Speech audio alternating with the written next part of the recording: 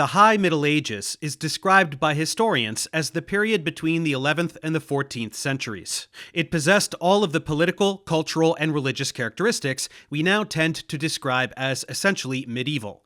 In the year 843, Charlemagne's three grandsons had divided his territories among themselves, creating the kingdoms of West, Middle, and East Francia. The western domain was ruled by the Carolingians until 987, when it was taken over by the family of a nobleman named Hugh Capet, whose descendants became the kings of what was soon to be called France. Though the western parts of the country we know today were still being ruled by other dynasties, including the Norman kings of England. Germany, on the other hand, has its roots in East Francia, which passed in the early 10th century to the dynasty of Otto I, who was a Saxon rather than a Frank. Even then, a large part of the country was made up of semi-independent duchies, like Saxony and Bavaria, which for centuries continued to be at odds with the primary ruler. Though at first this ruler was a king, in 962 Otto was crowned the Holy Roman Emperor, which made him the King of Italy as well. England, likewise, became a united kingdom for the first time in the early 10th century, when Athelstan, who was at first the ruler of the Anglo-Saxon kingdoms of Wessex and Mercia, conquered both Scotland and the Viking territory of York to the north, which is why he is considered the first king of England. Athelstan was succeeded by other members of his family until the country was invaded in 1016 by the Vikings of the Danish king Canute. It was ruled by the Danes until 1042, when a member of Athelstan's line, Edward the Confessor, was brought back from exile and made king. Edward ruled until his death in 1066, after which the country was again invaded.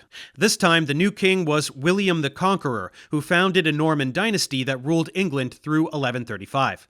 The Normans, who were Vikings from France, influenced the language and culture of England for centuries to come.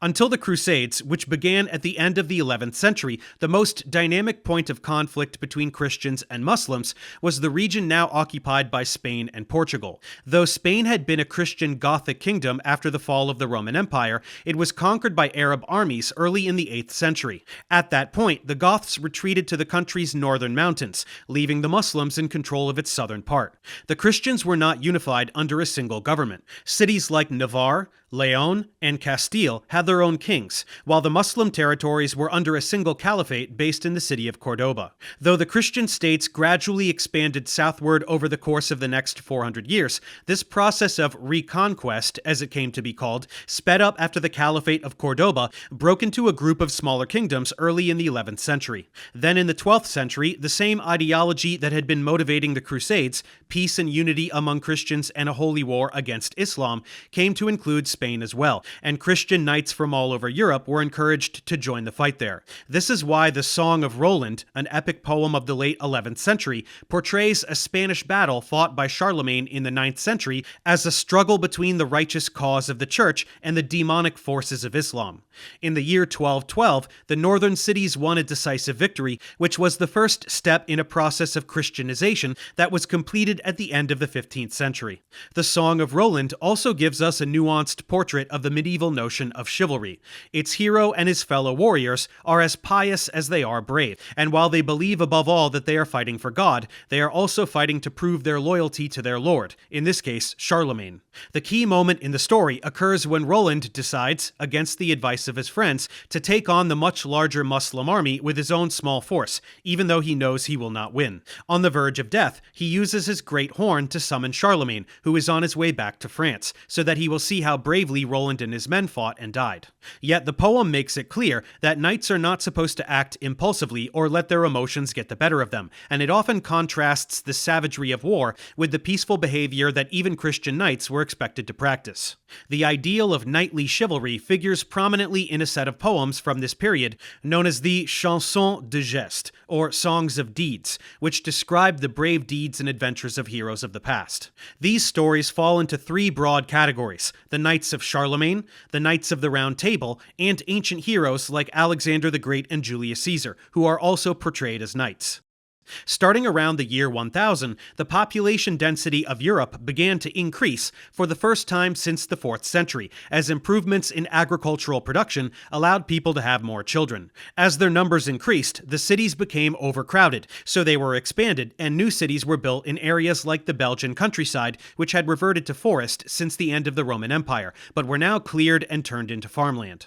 These cities had charters which set out the rights of their citizens and the duties required of them, and offered protections that could not be found in the open countryside. Many of these citizens were farmers looking to earn money so they could afford their own land, including some who had run away from the manors to which they had been bound as serfs. The volume of European trade grew in size during the High Middle Ages, as people had more money to pay for luxury commodities like gold, leather, spices, and textiles, which were both valuable and easy to transport, and contacts with the Middle East, as well as with India and China via the Silk Road, made a wider variety of products available in Europe. Merchants began to form cooperatives that allowed them to finance shipping ventures, which were expensive to mount and could end in shipwreck, and more people were employed in occupations related to long-distance trade, like the production of the materials used to build ships. The sea trade was especially beneficial to Italian coastal cities like Venice, Genoa, and Pisa, which sat on the sea route to the Byzantine Empire and the eastern Mediterranean coast, and were able to compete with both Byzantine and Muslim traders. Though they had once been part of the Byzantine Empire's possessions in Italy, they grew into independent republics, in which the merchant class played a crucial part in determining government policy. They also provided the fleets of ships used to bring the Crusaders to Constantinople, including the warships which were built to defend them against the Saracen pirates that interfered with their voyages. The Italian city-states even acquired large territories of their own on Greek islands like Crete, and on the islands of Corsica and Sardinia. The Indian Ocean trade, on the other hand, had been dominated by Arab merchant ships since the 9th century. Overland trade with the eastern Mediterranean was often in the hands of the Jewish and Arab merchants who lived along its coasts, and the Jewish communities of eastern lands maintained commercial ties with their European counterparts. There was also a great deal of trade along the rivers of France and Germany. Transactions were conducted on the local level through traveling fairs that went from one city to another, which gave merchants and their customers a chance to meet and do business.